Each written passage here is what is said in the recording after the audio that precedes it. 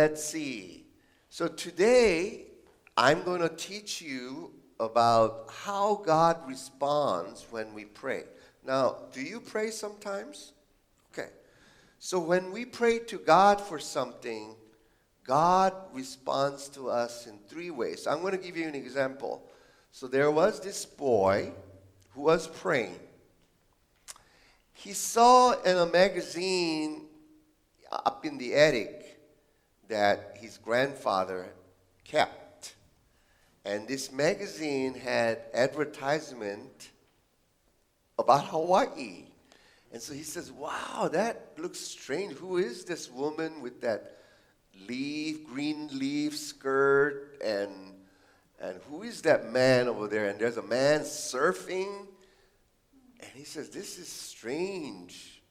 I like it, but I never been to a place like that. So the next, oh, wow.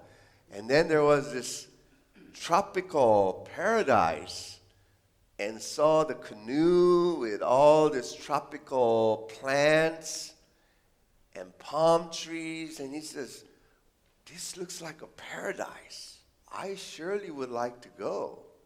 And he flipped another page of the magazine, and it says Hawaii. And he was like, wow, I want to go to Hawaii. I want to go and live there. So the boy prayed, God, make me live in Hawaii. And so when he made that prayer, God can answer in three ways. Next. So God can say yes to your prayer request, or God can say, not yet. You're not old enough yet. There's a lot of things that needs to happen to your life before going to, living in Hawaii can be possible. And then third way that God responds to our prayer is, Ethan, I have a better idea. I know you want to go to Hawaii to live, but I have a vision for you to go and live somewhere else that will better fit my vision for your life. So, whenever we pray, God may say yes to our prayer or not yet. You're not ready for that prayer to be answered. Or, I have a better idea. So, praying is learning to trust and surrender and wait in openness to how God is going to answer our prayer. Is it cool? Today's epistle reading, it comes from the book of James, chapter 2, verses 14 through 18, and then also 22. What good is it, my brothers and sisters, if someone claims to have faith but has no deeds? Can such faith save them?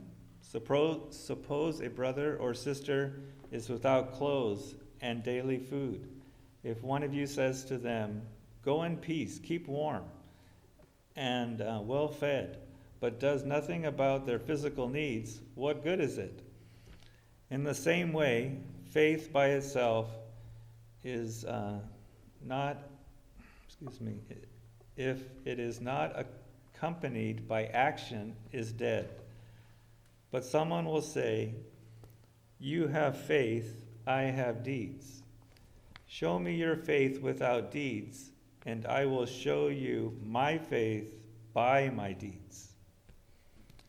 And then you see that his faith and his actions were working together, and his faith made complete by what he did. Okay, moving on to Galatians chapter 6, verse 7.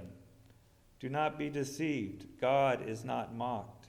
A man will reap what he sows. At this time, I'd like you to stand for the gospel reading. Gospel of Matthew, chapter 26, verse 52. Then Jesus said to Peter, put your sword back into its place, for all who take the sword will die by the sword. Okay, Gospel of Luke, chapter 19, 41 through 42. As he came near and saw the city, he wept over it, saying, "If you, even you, had only recognized on this day the things that make for peace, but now they are hidden from your eyes." The word of God for the people of God. Thanks.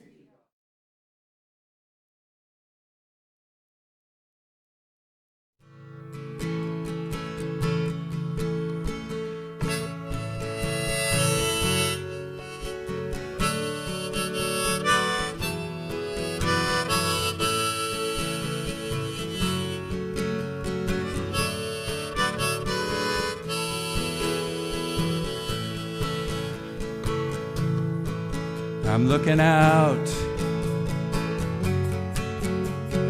for the rainbow's end, and I wonder if I'm ever gonna win this crazy gambler's throw.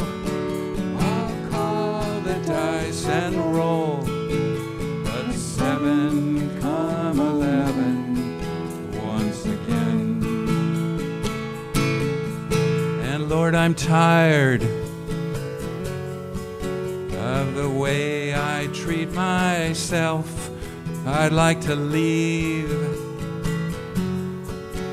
these worries on the shelf and go running with the wind, back where the day begins and the sun shines. Gold is the only kind of wealth. Days like this, the shadows gather round. I sit and watch an evening sun go down, thinking of the things. Now when your dreams will not let you rest, and Lady Luck, she's put you through another test, and you wonder if you're wrong, and if dreamers don't belong. Listen to the ones who love you best, and go running with the wind, back where the day begins and the sun shines. Gold is the only kind of wealth.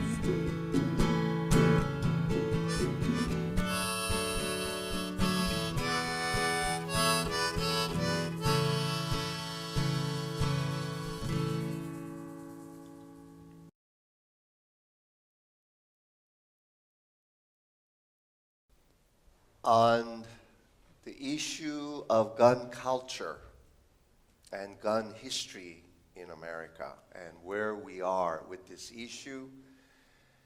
And on this Father's Day, what is the role of fathers in protecting our loved ones and making our community and society safer? And what is the Christian response to gun violence? So I'm going to introduce you Steve Kerr, coach of Golden State Warriors basketball. This was the Western Conference Championship this year, and they were playing against Dallas Maverick. And this was in Dallas when the shooting took place in Robb Elementary, Uvalde, Texas. And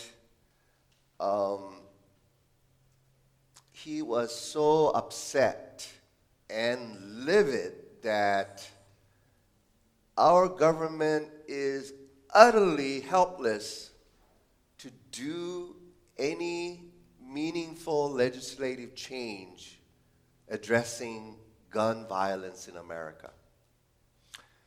And he was just so, his pent-up frustration of our nation that is paralyzed with the gun issue. And we allow innocent lives to be massacred again and again and again. So, Steve Kerr, as you know, is the coach of Golden State Warriors, and he's considered one of the most respected, brilliant coach, most successful coaches in the history of basketball. And in 1984, when he was 18 years old, as a freshman at the University of Arizona, where he was playing basketball there, his father, Malcolm Kerr, was the president of the American University of Beirut in Lebanon, and he was assassinated. So he kind of understands the violence of gun. So he had hard time thinking about basketball. This was after the game. And after the 18-year-old gunman, Salvador Ramos, who on his birthday, at 18th birthday, he bought AR-15 military-style semi-automatic rifles, and he fatally shot 19 students. Can we show the picture? 19 students and 2 teachers, and wounded 17 people at the Robb Elementary School in Uvalde on May 24th this year. And these are precious lives who had the right to born and breathe and enjoy the fruits of living life were snuffed away. So outraged, Steve Kerr used this platform to plead with the Senate Republicans to move forward on a year-long legislative effort that would require a background check on all gun sales called H.R. 8. It's a bipartisan background check act of 2021, championed by Democrats after the Sandy Hook Elementary shooting in 2012 that left 26 dead nearly a decade ago. 20 kids aged 7 and 8, along with 6 adult teachers and staff. Next. And you know who this is. And it says here, speaking is difficult because, she was shot in her brain. Speaking is difficult, but I need to say something important. Violence is a problem. Too many children are dying. And she said it with very effortful, with time of speech rehabilitation. And beside her is her husband. So on January 8, 2011, Gabrielle Guilford, a U.S. Congresswoman from Arizona, was critically injured when the gunman, 22-year-old male, so pay attention to the age, 22-year-old male, Jared Lee Lochner, goes on shooting spree during a constituents meeting held by this congresswoman outside Tucson area supermarket. So in that, 6 people died, 13 were injured, and she was hit by a bullet, and it fractured her skull and pierced the left side of her brain. And it's a miracle that she survived. Now, interestingly, the gunman was subdued finally when his ammunition ran out. So as you know, there are 60 rounds you could purchase. They even had 100 rounds. So you could shoot non-stop for 100 times. But when his ammunition ran out, he was changing the magazine. And when he was trying to change the magazine, that's when the people subdued him. So it is very important putting limits to high-capacity magazine. So more gun safety advocates are trying to push legislation to limit capacity magazine to 10 rounds or maximum 12, but no more than that. But as you know, the Senate, the 50 Republicans are always opposing any kind of gun control. They would not allow, wanting any kind of limit to magazine. And then another is banning bump stock. Those of you who may not know what bump stock is, it's a device that can be legally purchased and attached onto semi-automatic firearms such as AR-15, AK-47, and enable a semi-automatic rifle that shoots, to give a special effect, semi-automatic rifle, if you watched, it goes like this. Boom, boom, boom, boom, boom, boom, boom, boom, boom, boom, boom, boom, boom, boom, boom, boom, like that. Now, if you put a bump stock, it turns into a machine gun. So boom, boom, boom, boom becomes brrrr. And we want to ban that, but Senate will not allow to be banned. It's insane.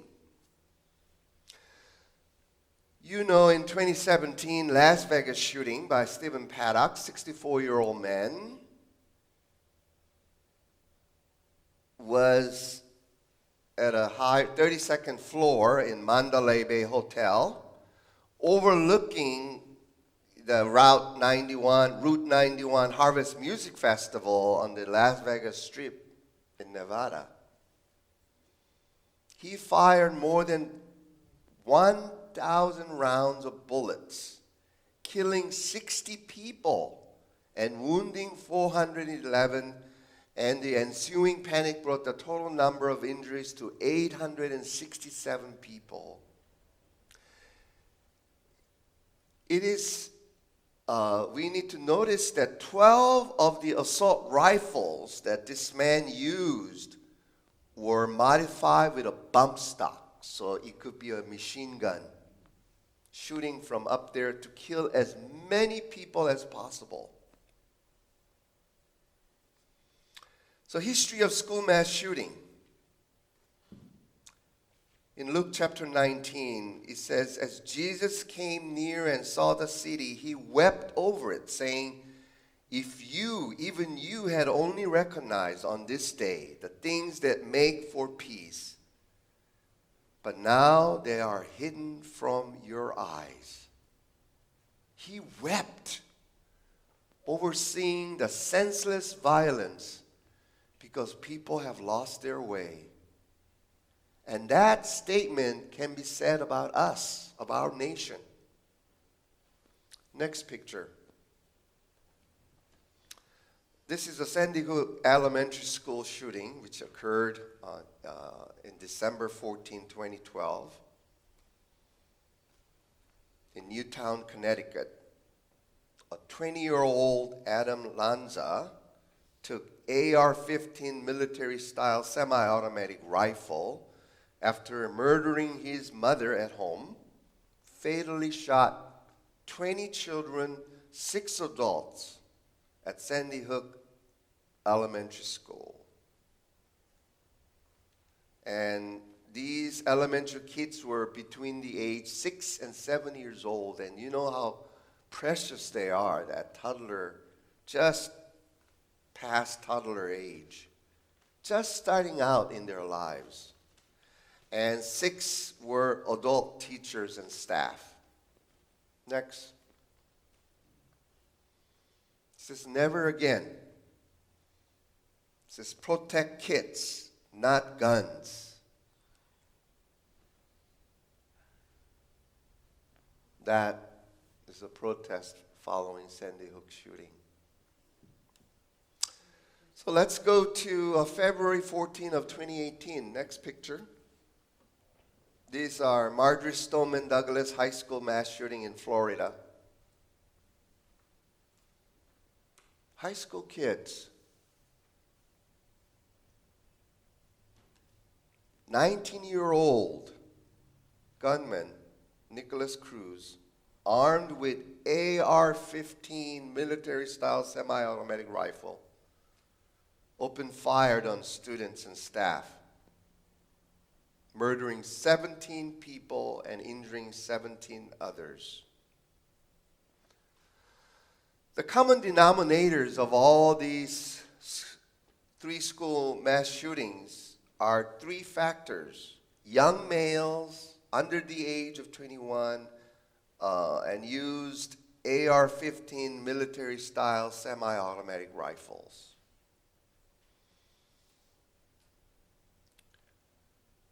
H.R. 8 bill finally passed after 10 years by the House in 2021 when Democrats won the control of the House. But it has since languished in the Senate for more than a year. And so Coach Kerr was livid when he made that speech after the game in Dallas. He says there are 50 senators right now who refuse to vote on H.R. 8.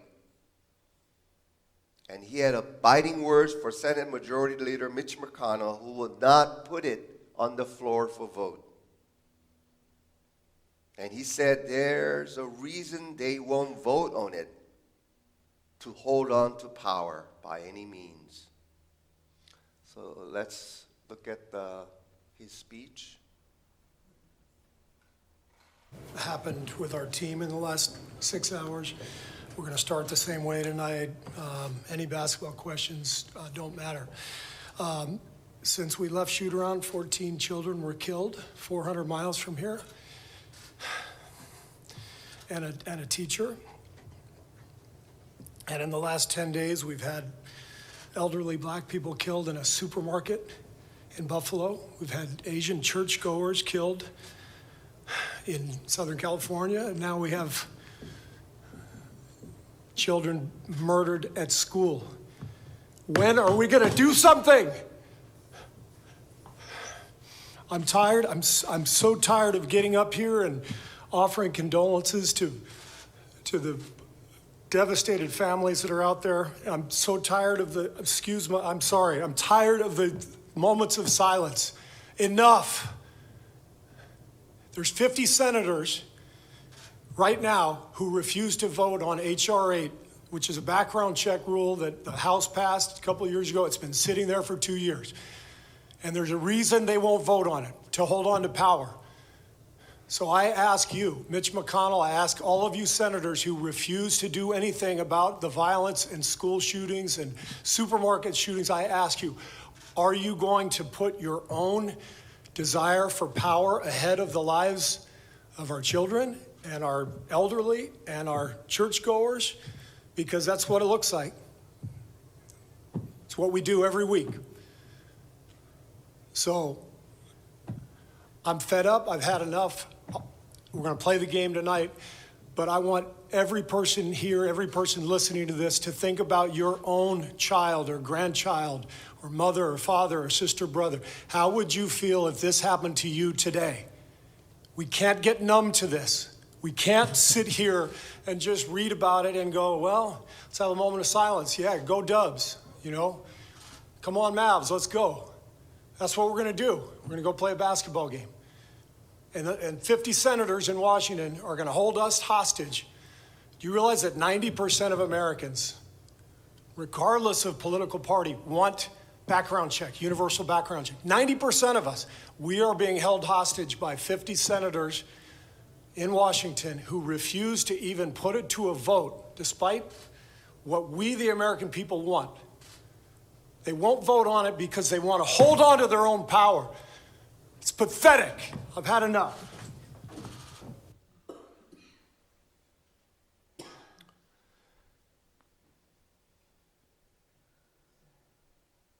When he came out and spoke, I felt he spoke my feelings and thoughts on this issue. So here's a cartoon, and it says they keep sending us their thoughts and prayers. So this is angels in heaven, and there's prayers and thoughts are coming up from people's prayer. And then the other angels on the right is looking and says, and their kids. They're also sending up kids as well with their thoughts and prayers. So it's a kind of devastating indictment of the reality of the state of America with gun violence. Next is so following the shooting at Robb Elementary, President Joe Biden made a speech at the Roosevelt's room in the White House with the First Lady Jill Biden looking on. And he feels so impotent in that he wants to pass it, but with senators, because you need there are 100 senators, but they're evenly divided between 50 Democrats and 50 Republicans. But with the filibuster, you need majority to pass anything like National Voting Rights Act, any meaningful gun legislation requires 60 Senate votes. That means 10 Republicans have to support it in order to pass anything because of the Senate. And so he is expressing that is urging senators to step up and do the right thing. Next. This is a Connecticut Senator, Chris Murphy, who gave an impassioned speech on the Senate floor on May 24, begging his colleagues for bipartisan effort to prevent more school shootings. We have another Sandy Hook on our hands. What are we doing? What are we doing? He says, why are you all here working so hard to be elected to become senators? What for? Can you show it? From Connecticut. Mr. President, the 14 kids dead in an elementary school in Texas right now.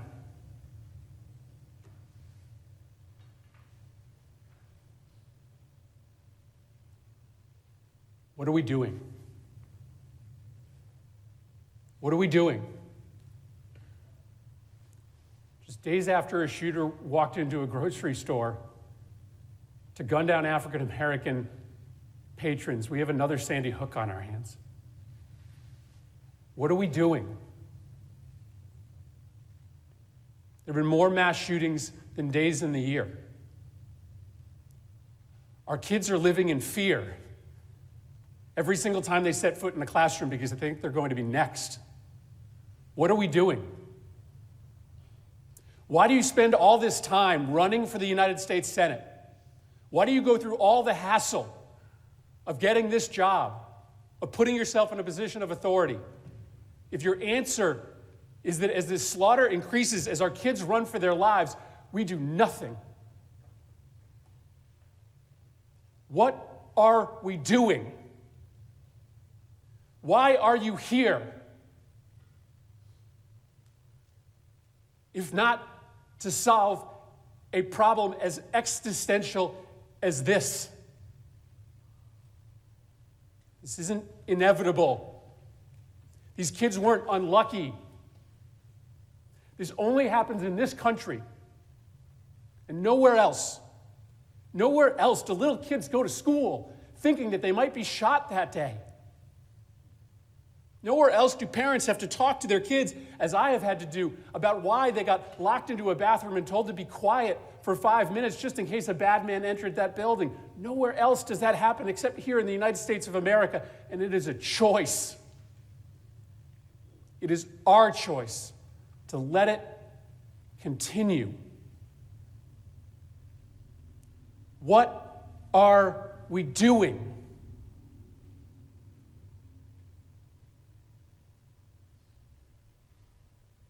In Sandy Hook Elementary School, after those kids came back into those classrooms, they had to adopt a practice in which there would be a safe word that the kids would say if they started to get thoughts in their brain about what they saw that day.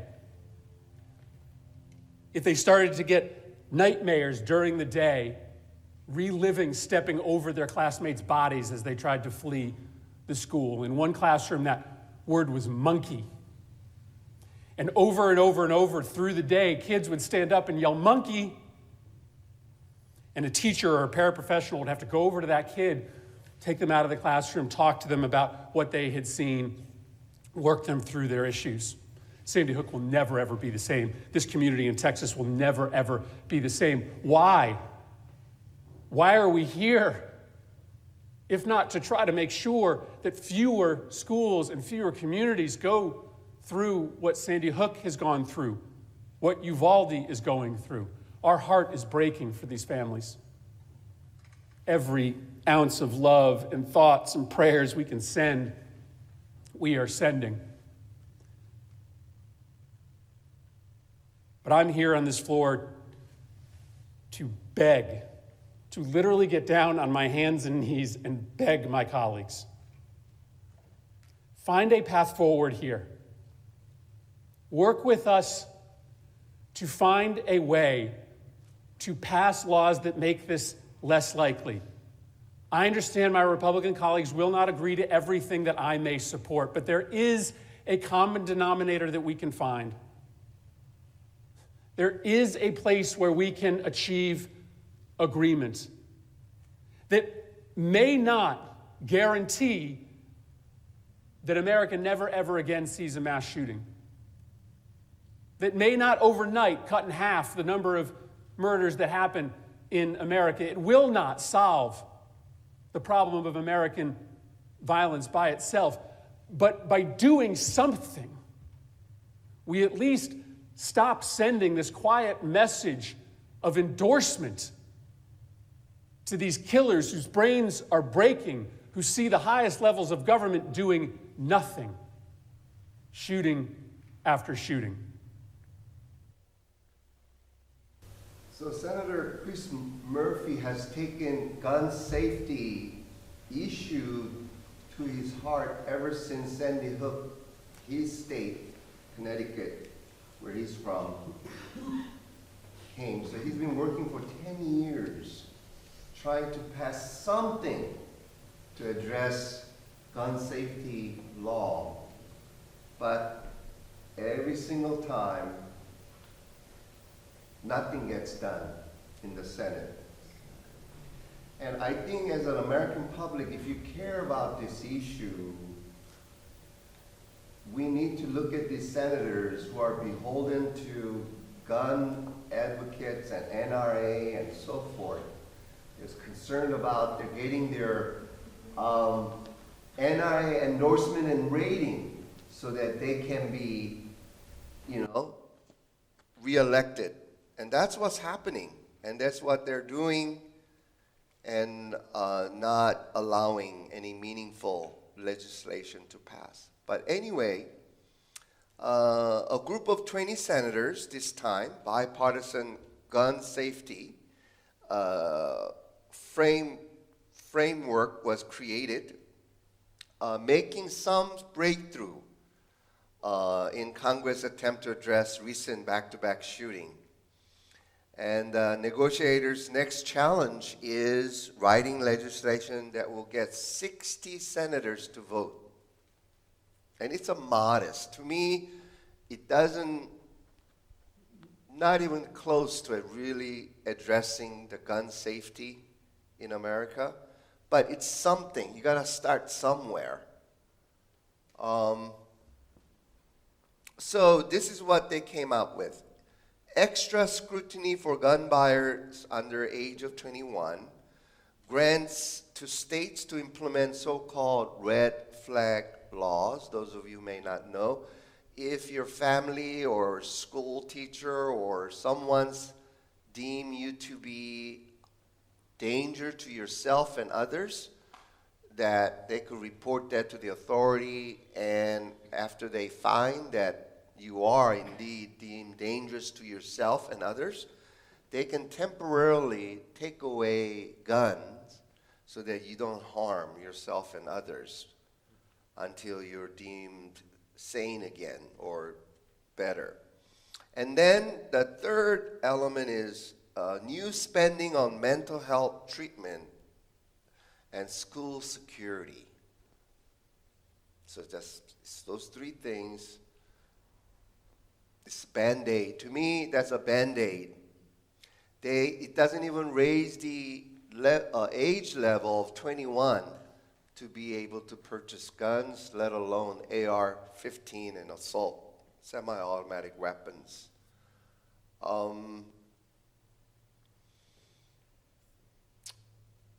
So the Republicans, as I listened,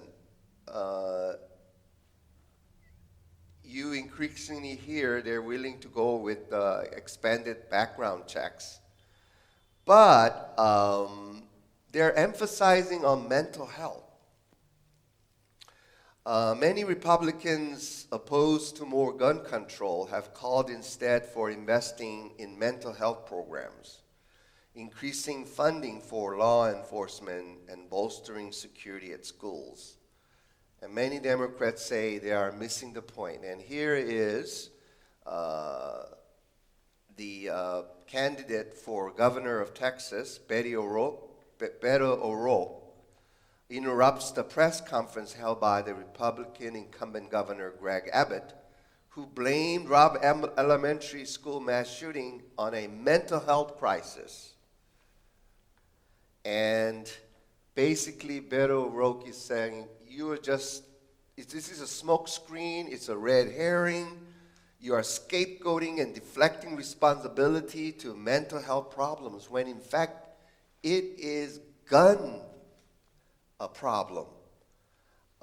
So this approach raises a question: how can the mental health system stop gun violence when mental illness is so rare the cause of gun violence and mass shooting?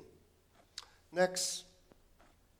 This is Dr. Amy Barnhorst, medical doctor, who's a psychiatrist and is the vice chairwoman of the community at the University of California, Davis, UC Davis, not far from here.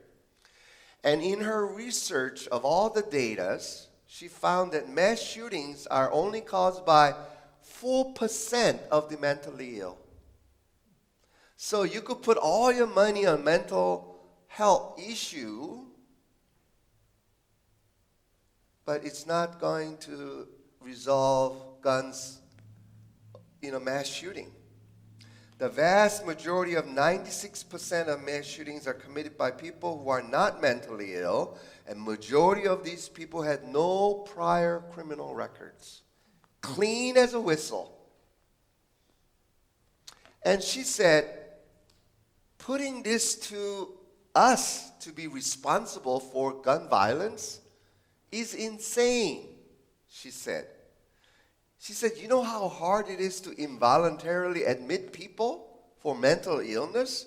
Because you have to meet 3 criteria in order to involuntarily admit people. 1, danger to harming oneself. 2, danger to harming others. 3, unable to take care of oneself in terms of feeding, clothing, shelter, and so forth. And many of these people do not meet those 3 criteria, and she cannot admit them. So, the Republican talking points about this is a mental health crisis Remember that only 4% are committed by mentally ill. 4%.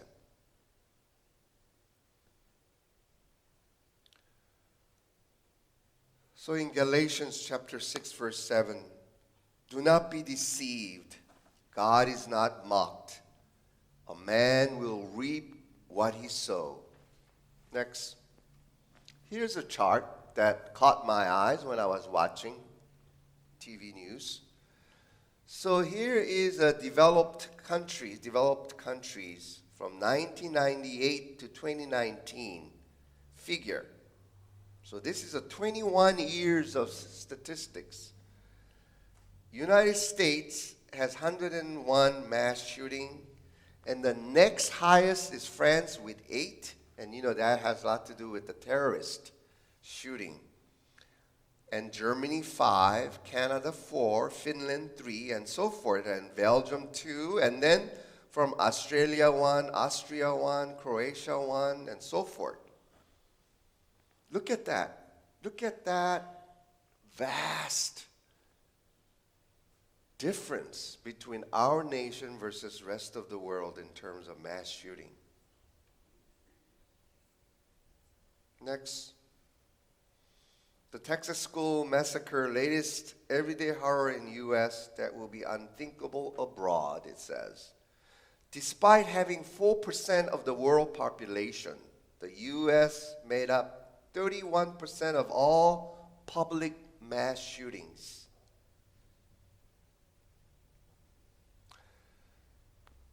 I'm going to visit with you the Second Amendment of the Constitution of the United States. It says, a well-regulated militia being necessary to the security of a free state, the right of the people to keep and bear arms shall not be infringed. So this was written during the early colony when they're writing this Constitution. And the guns that they had called muskets are long barrel, the Davy Crockett or, the early explorers, carried. Basically, you have to put a gunpowder into the hole of the gun barrel and then put a little round metal in there, and then you put, and then you cock it, and then you sometimes they have to have a fuse to light it, too. We got to wait and hold and aim until fuse go, and then boom. And so it's hard to do mass shooting when you have to reload like that. But at that time, there was no standing army. There was no standing army in continental America. And so this was to protect the republic in case the British monarch decide to take another crack at, beating American colonies. Maybe invasion from France and Spain. So this was basically trying to create civilian organized army in case we need to protect ourselves. But we do have a standing army called U.S. military. And every state has National Guards, a well-regulated militia. This, in my opinion, and opinion of many constitutional scholars, said this was the original intent. It was not meant for civilians to have unfettered access to guns the way that we do. Next picture, please. So here is a gun shop, and you see all these semi-automatic deadly weapons. And young men especially are turned on by this because it makes them feel powerful. So gun sellers' message to Americans is man up. If you are a real man, you will get one of these, is what they're trying to do. And their rhetoric in their ad is stoking fear, a machismo, and defiance. So next. So once gun companies were careful to avoid incitement with gun monikers, but now they are trademarks names such as the Urban Super Sniper and AR-15 campaigns that promise the owner will get their man car back. Are you truly a man? If you are, you need to own one of these. Last November, hours after jury acquitted Kyle Rittenhouse of 2 shooting deaths during the anti-racism protest, a Florida gun dealer created an image of him brandishing an assault rifle, Kyle Rittenhouse, with a slogan, "Be a man among men." This is what is being propagated in our culture. And Rittenhouse was not even a man. He's a 17-year-old man who had this AR-15 assault rifle when he shot people. So on this Father's Day, we need to look at what it really means to be a strong man, a real man. But instead, what we have is a toxic masculinity that is being propagated by the gun manufacturers and advocates. Next. And so here's an ad by Bushmaster. It's called Man Card Slogan. Consider your man card reissued. So if you're a young man very vulnerable about your masculinity, your identity as a man, here's a ticket to become a man. This is how we initiate men in our country. Get one of these assault weapons when you turn 18, and you are now initiated into manhood. That's what the message is.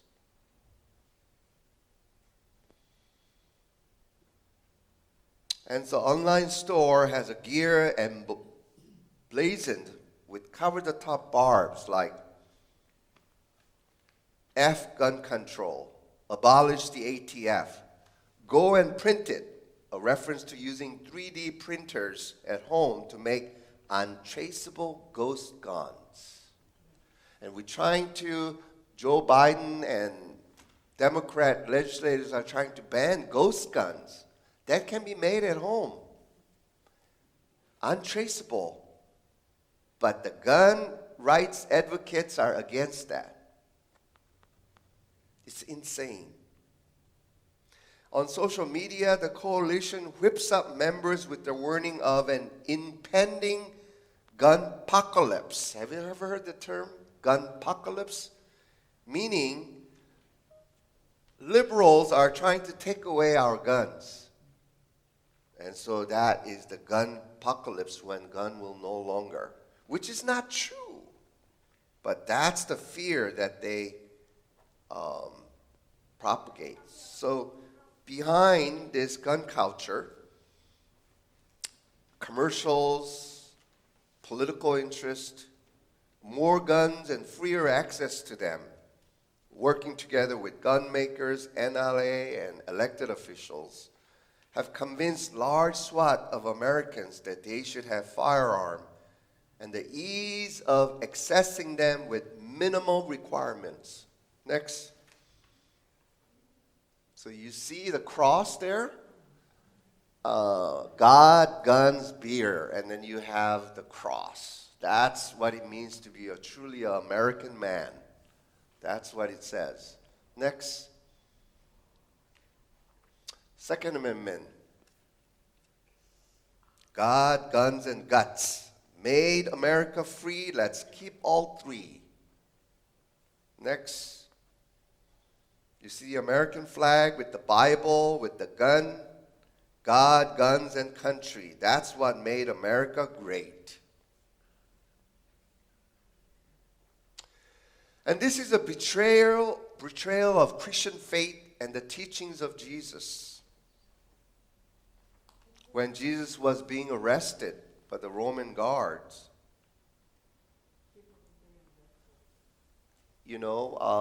Peter drew the sword to protect Jesus from being arrested. But Jesus said, put your sword back into its place, for all who take the sword will die by the sword. Do you think that I cannot appeal to my Father, and he will at once send me more than 12 legions of angels? Jesus intentionally refused to use violence. Next one. So this is the NRA convention that was held last month following the Rav Elementary School in Houston. And here's a salesman holding a AR-15 made out of gold. And you see the people just worshiping. It's like a golden calf. It's the modern American golden calf, worshiping those guns. And next one, the GOP midterm election ads right now are running ads of 100 GOP midterm ads is about guns, guns, guns. You have to show, in order to get elected by your base, how much you love guns. Next. And here is a governor of Missouri, his advertisement. The bigger, the more outrageous the guns, the better your chance of being reelected. And here's another picture from Texas midterm election campaign picture. Every single one of the family members are holding assault weapons. Not just guns. Guns are too puny. You need something big and deadly.